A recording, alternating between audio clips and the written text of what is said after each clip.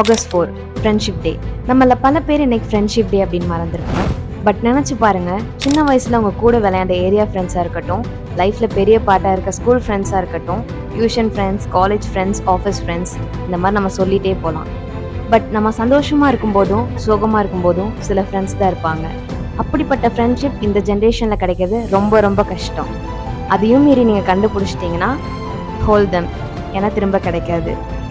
அவங்க உங்கள் பக்கத்துலேயே இருக்கலாம், இல்லைனா இப்போ வேறு ஊரில் கூட இருக்கலாம், பட் கனெக்ஷன் ஒன்று தான். ஃப்ரெண்ட்ஷிப் டேக்கு விஷ் பண்ணாதான் ஃப்ரெண்ட்ஸ்னு இல்லை, பட் இந்த மாதிரி சின்ன சின்ன விஷயம் கூட சில டைம் நிறைய ஹாப்பினஸ் தரும். என்ன யோசிக்கிறீங்க? கால் them and wish them and நீங்கள் எவ்வளோ கிரேட்ஃபுல் அப்படின்றத சொல்லுங்கள். என் லைஃப்பில் நிறைய பேர் எனக்கு அப்படி இருக்காங்க, நிறைய ஃப்ரெண்ட்ஸ் இந்த மாதிரி இருக்காங்க.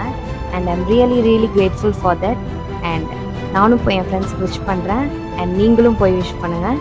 And happy friendship day.